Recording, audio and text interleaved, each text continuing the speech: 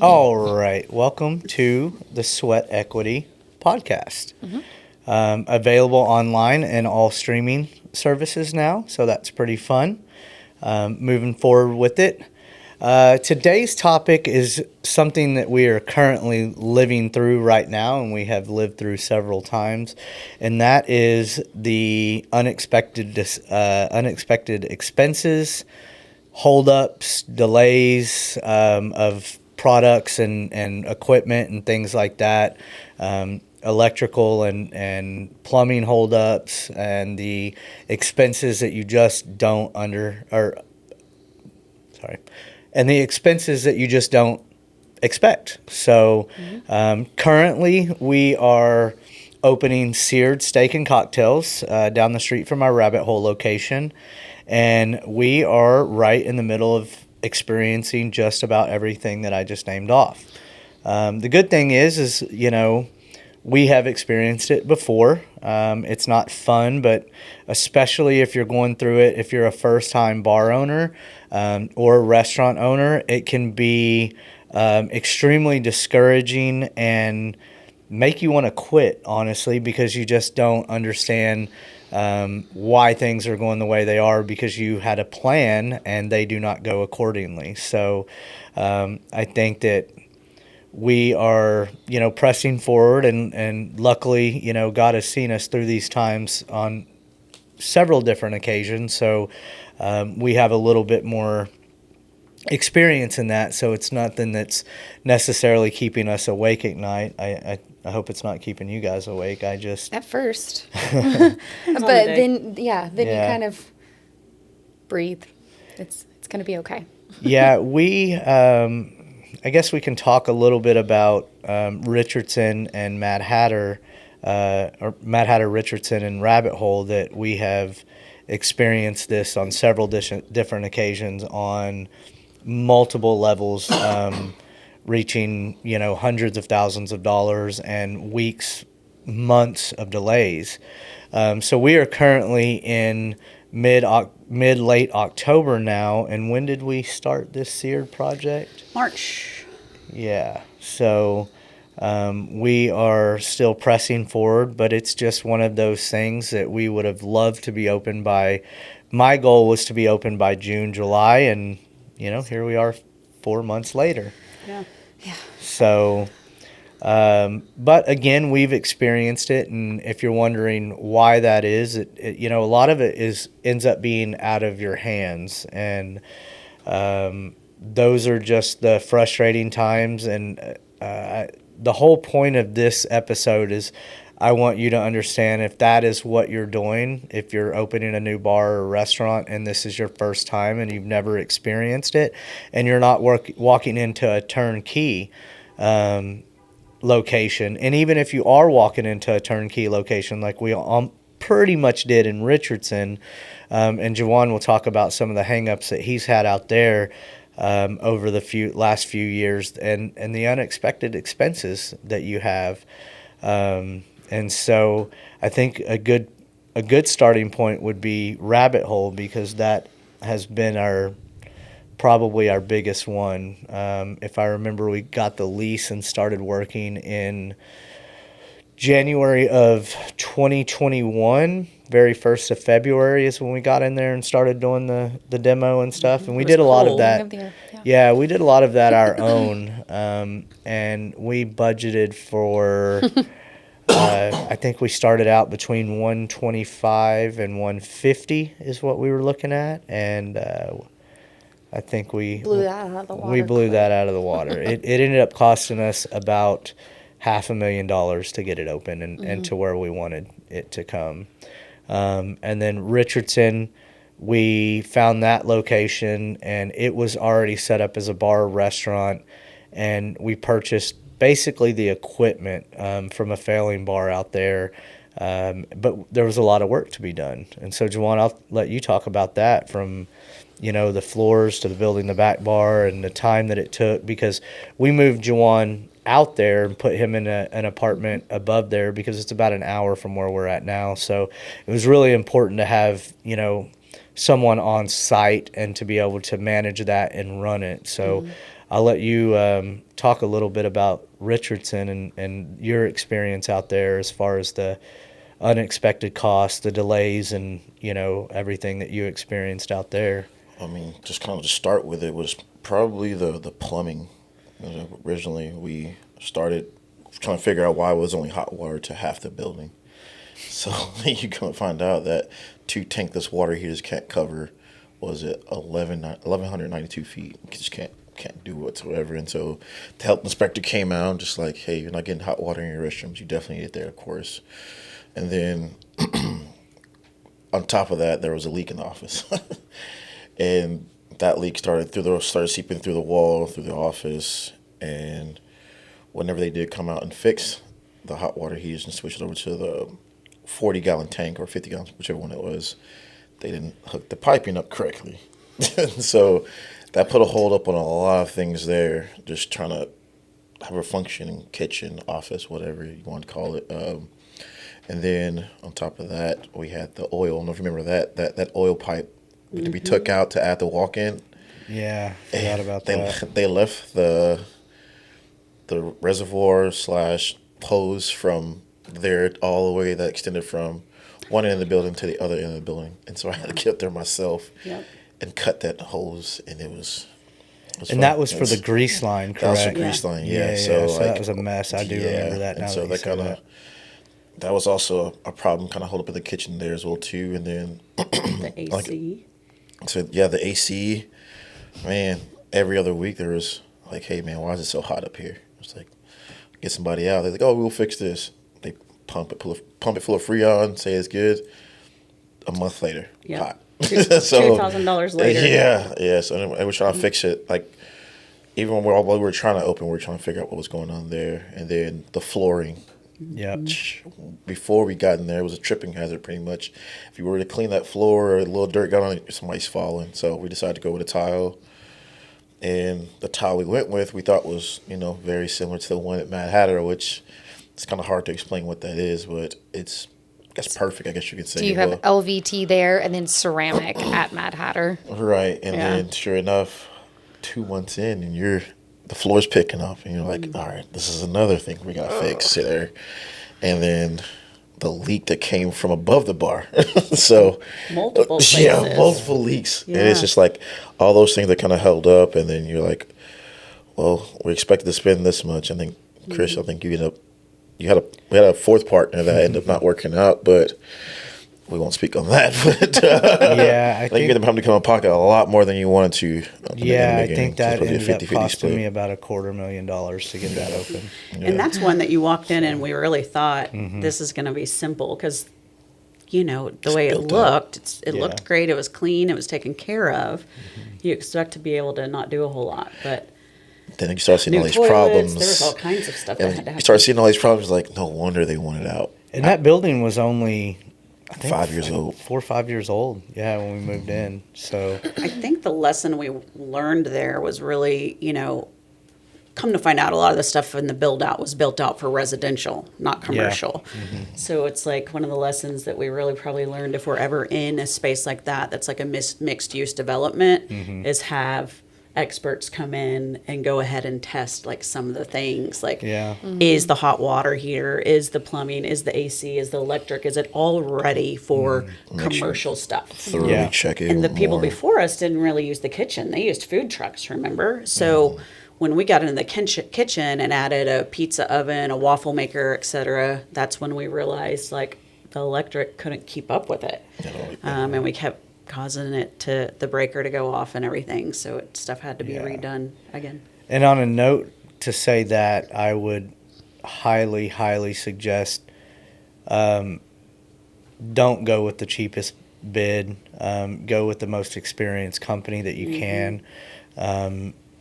Because everybody's out for $1, but you need to find somebody. If you go for the cheapest bid, you're going to end up rowing the same boat that we did, and that is going back and having it fixed 2 or 3 times. Like with the electrical, I think our first initial cost was about $15,000 to $20,000, and then we plug in a waffle maker and it zaps the whole kitchen. Come to find out that electrical company had used all residential wires, didn't cap off the wires, didn't run any conduit.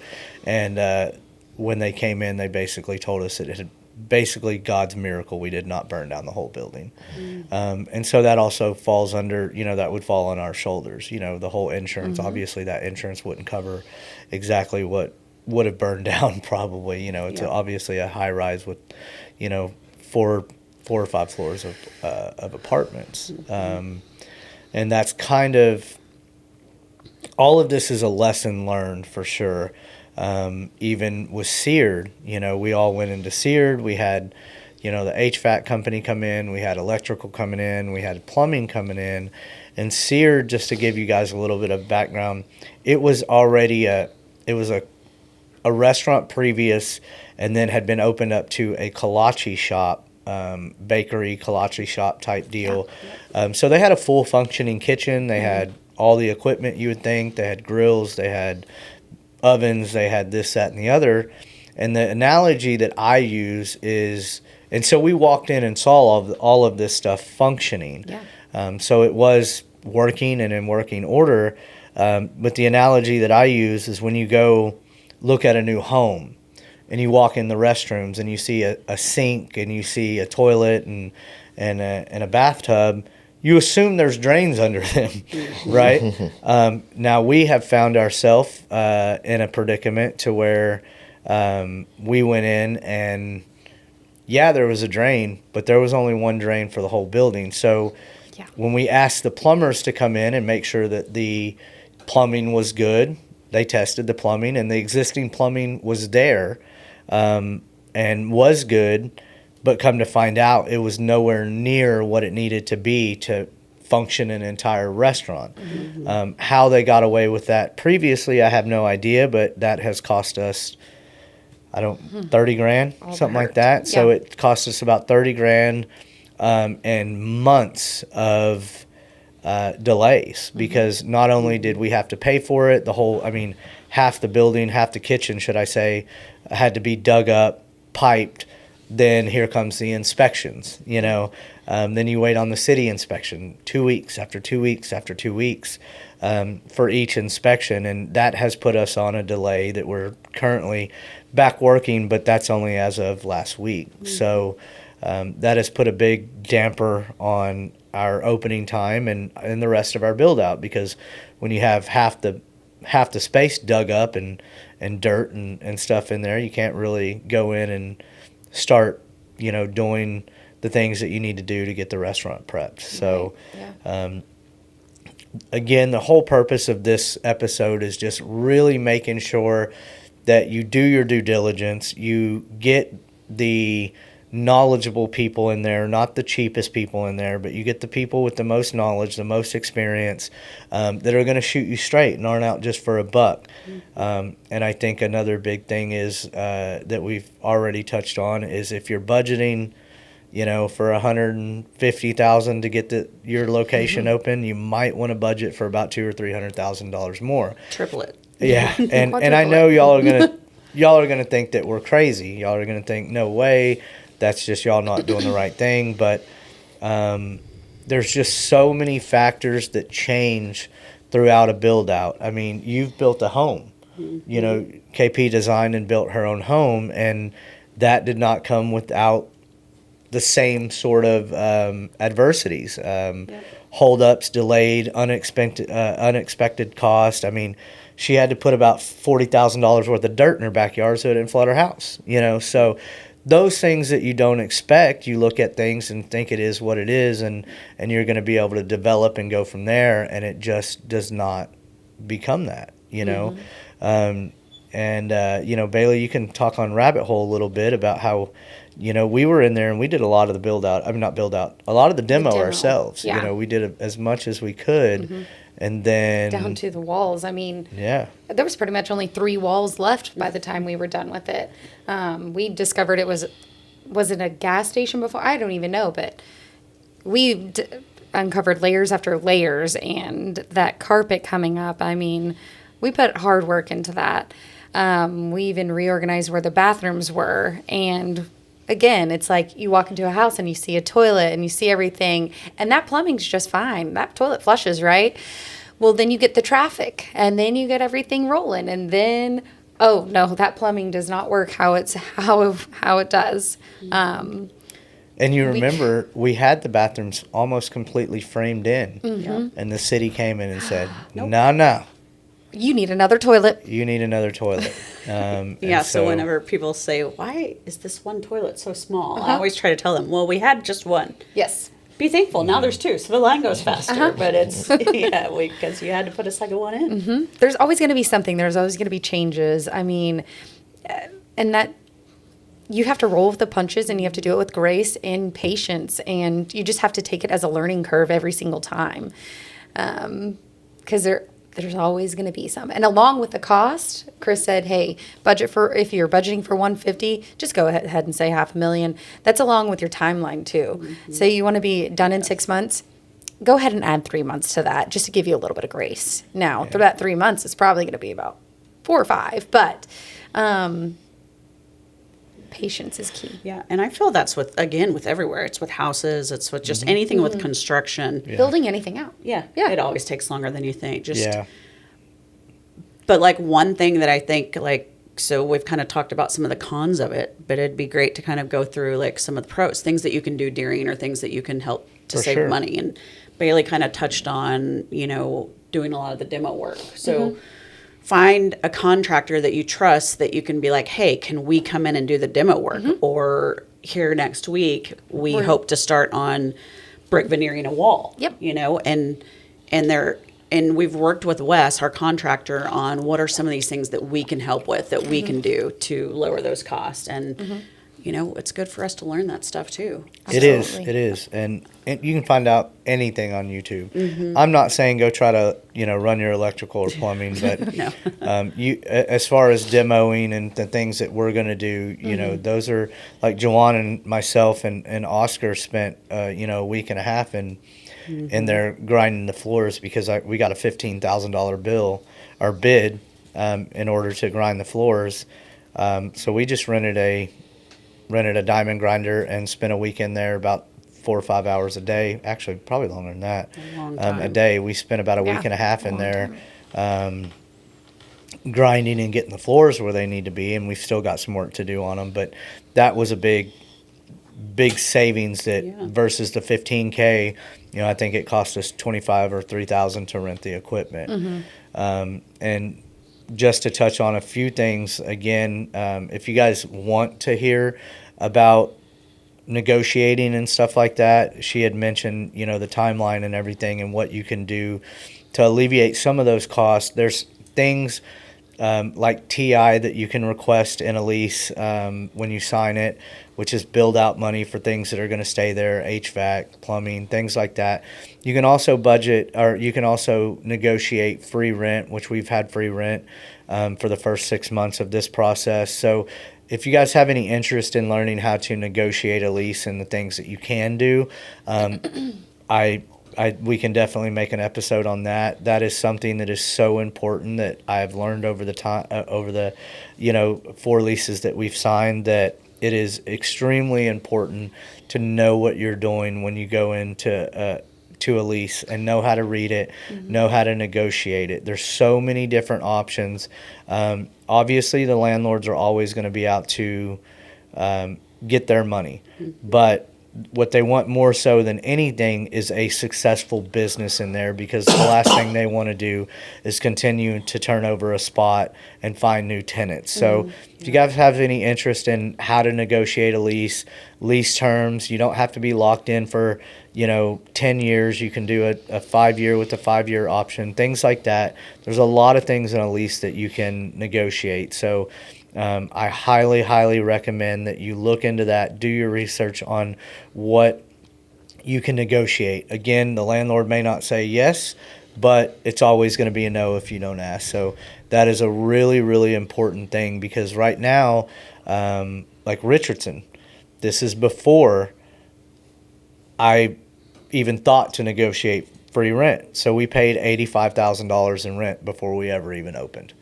So that was a ginormous cost. And that wasn't even filled out, or I guess that was slightly into the build out money budget, but yeah, things like that. So those are very important things. If you guys have any interest, drop a comment and we can do a full episode on that. And to touch on that, Chris, I mean, correct me if I'm wrong, but you've done a really incredible job teaching us to have a relationship with your tenant, or I mean, not your tenant, but your landlord. I mean, creating that relationship and asking and not being afraid to ask for things, and because it's a partnership in the end, you know. So Chris has done a really, really good job about always creating a relationship with who we're renting from, you know, and making sure that we're always in communication with them. We're always on their side. They're on our side. So I've really learned that from you. Yeah, thank you. That you've done a really, really good And job. there's a lot on of things that people don't understand. Like Juwan has learned about cams and triple nets and things like that over the last, you know, he's learned a lot out there in Richardson, and really proud of you, but with everything that you've done out there. So there's a lot to be done to to get prepared to go into a location that does come with the lease. I would hate for anybody to just sign something that puts them in a legal binding contract, and they don't really know what they're getting themselves into. So that is first and foremost, you know, what you want to figure out before you get into a build out, because like I said, an extra $85,000 an unexpected rent is not what you want to get into. So you want to put that into that. There's a reason why they say restaurants, bars typically take 2 to 5 years before you start even having a profit. For sure. And that's the average. And it's because you go in spending a lot more than you thought you would. Absolutely. Yeah. It takes a while to catch back up. And then, you know, things that you do, and I think you two can talk about the cost of things that come up once you do get open, like the things that, like in Richardson, the things that we didn't expect, the pizza ovens, those costs. That if you want to touch on some of the experience that we've had in that, and bringing in some of that equipment that, you know, we very quickly replaced, and, you know, took a lot of money on the chin. So if you want to speak on that and how you came about getting the kitchen to where it is, with the equipment that you have now, which is now working order. Yeah, the way we kind of started is with that brick oven, stone oven. Just, I think it was massive. And it killed half the kitchen space in there, and just, it was like when it came to just like functionality out there, just you couldn't do it. You just couldn't move around. You couldn't do this massive how big was that? Yeah, it's a double decker as well too on top of that, and so you couldn't do that right next to the fryer. That's also right next to the flat top grill. You just couldn't move in there, and trying to get to that back door, that pretty much made it a fire safety issue. And so then the fire pilot wouldn't come on. And it's like, all right, cool, we can only use one of those, and then that one goes out as well too. So now we're having to use the oven range to cook pizzas. And we finally fixed it again, and within, I wouldn't even say a month, the pilot was down again on the brick oven pizza. So we're just like, all right, let's change this out. So we go out, we buy a conveyor style pizza oven.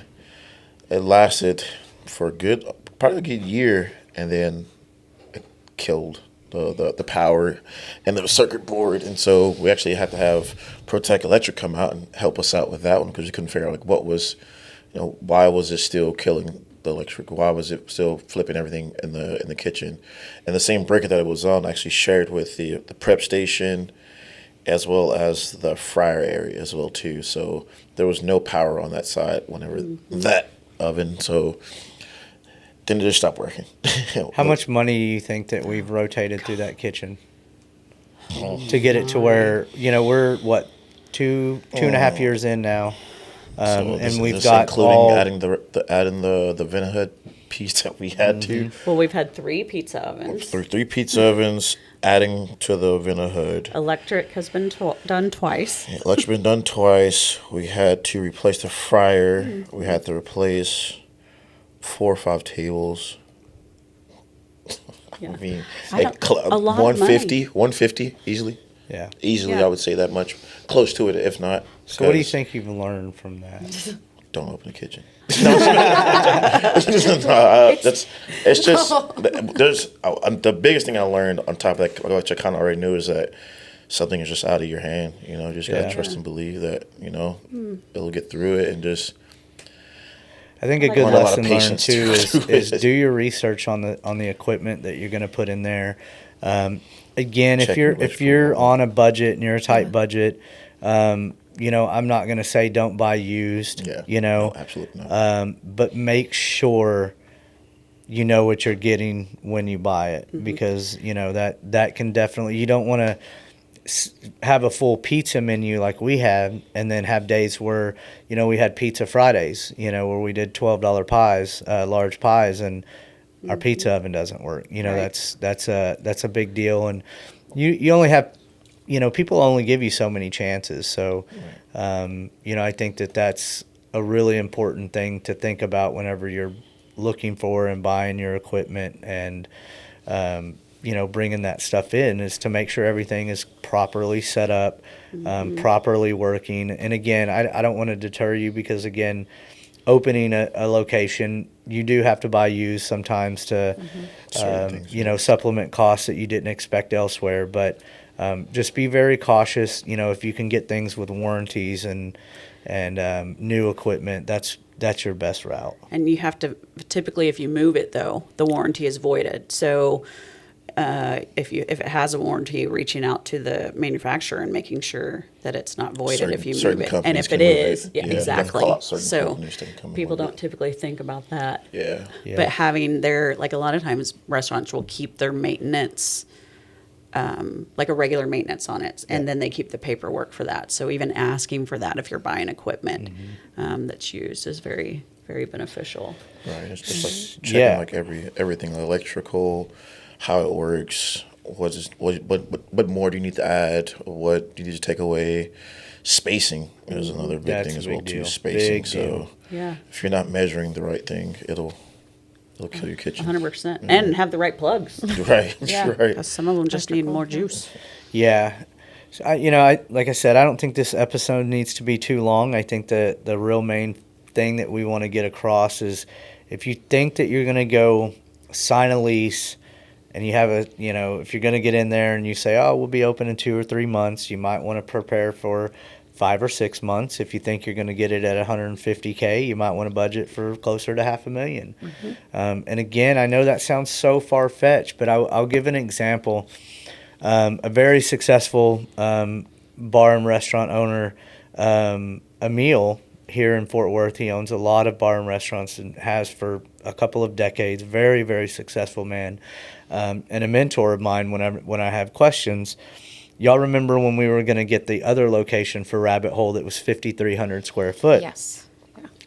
I called Emil, and I was talking to him, and he said, well, Chris, how much money do you have to spend? And I said, right now I've got about $300,000 liquid that I can spend. And he said, how big is it? I said, 5,300 square foot. He said, Chris, you're going to run out of money. I thought he was crazy. And I was like, 300,000, and of course we can get this place open for that. He was like, Chris, I'm telling you right now, you're going to spend $1 million if you take 5,300 square foot. Because, which almost doubles what we open Rabbit Hole at. And right now, these two are currently out looking for flooring, bricking, tables, chairs, all of that. And a lot of those things are a lot more expensive than you would think. You don't think a bar stool costs $225, but one single bar stool costs a couple $100, a good minimum. one. Yeah. Or you buy one for $89 and you buy it again 3 weeks later because it breaks.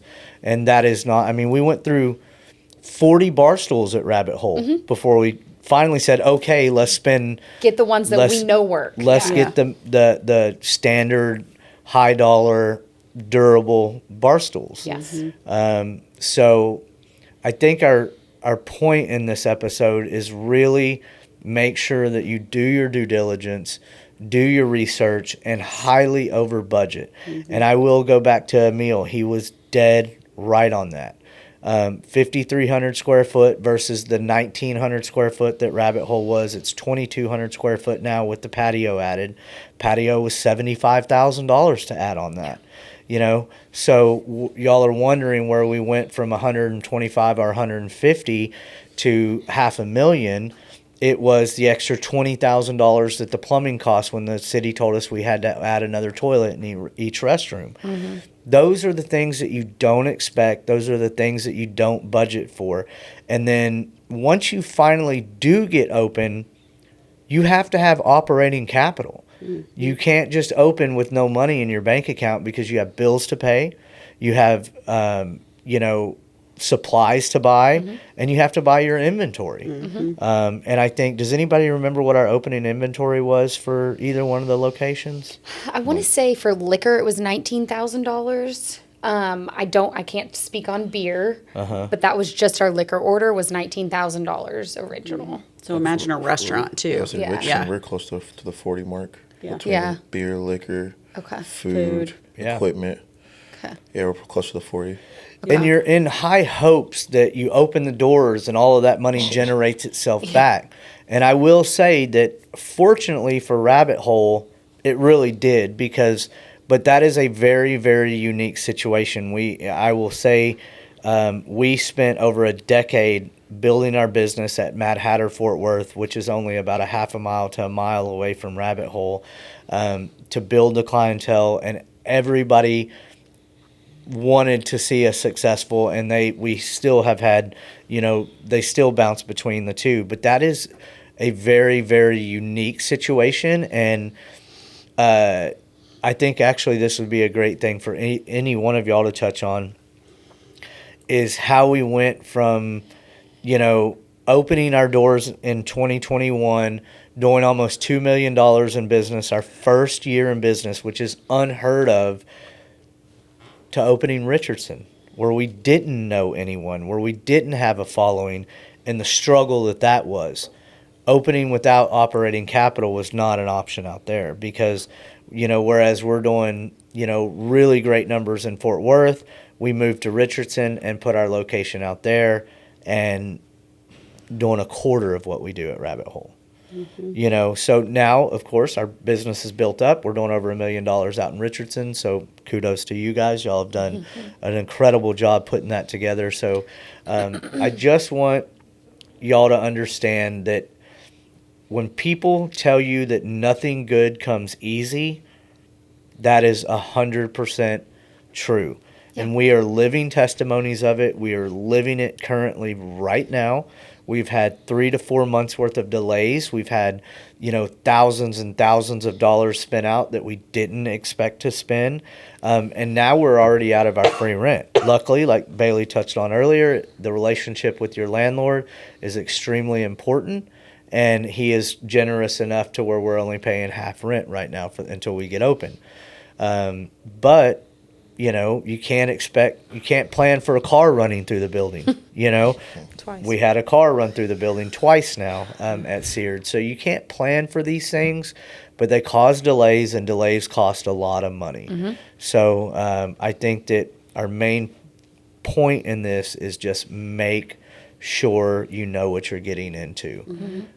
Is there anything else you guys want to touch on before we wrap this one up? No, I think this is just a big warning episode. Big Warnings. Big Flashing warning warning episode. Don't get caught with your pants down financially, time-wise, or anything else. Do your due diligence from top to bottom, which I really feel like we've done at Seared, minus the plumbing. Yeah. Again, there's always the unexpected. But we did get quote after quote. I mean, you can never get too many quotes. Yes. I mean, that is very, very important. No less than how many? 5. There you go. So on every single thing, make sure that, I don't care if you think this company is going to be too expensive or this company is going to be too cheap, or just get the quote. And remember, read reviews. We always have friends that do things. We all have plumbing friends. We all have electrical friends. We all know a guy. Have contractors. Yeah, we all know a guy. But that doesn't make them the right guy. Right. And if you have a real friend, they'll tell you flat out, hey, we're probably not the best for this job. If you have a friend trying to make $1, they're going to sell you every which way they possibly can to get your business. and that can also ruin a friendship later on down the road Very true. because that ends up costing you a lot of time, a lot of money, and you do get frustrated with the contractors. It does get very frustrating, and if you don't feel like that they're doing their job in a timely manner, I mean, it does affect friendships and partnerships. So make sure that you're getting your bids.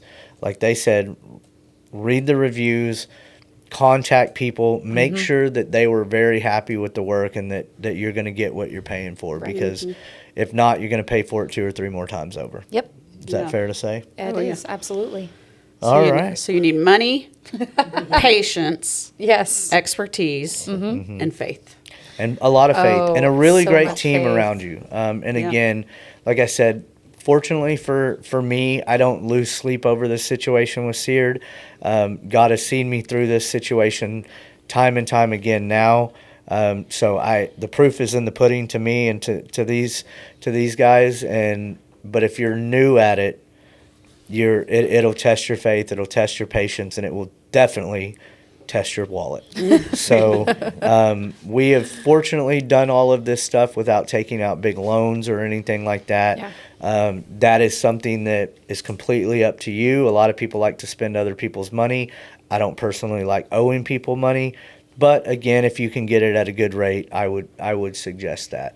When we opened Richardson, the interest rates were sky high, and we're still paying off a $60,000 loan. That was the only loan that we took out for that place. So, yeah, guys, we hope you got a little bit of information out of this. And, we're not trying to scare anybody off, but we really, really want to be brutally honest at what it takes to open a bar, a restaurant, and just surround yourself with people like I have, that are better at things that you're not at. A lot of people ask me why I brought on a team, because I don't pretend that I know everything. I'm not good at everything I do, but I have put myself in company with people that are very, very good at what they do as well, and are always continuing to strive to learn to be better.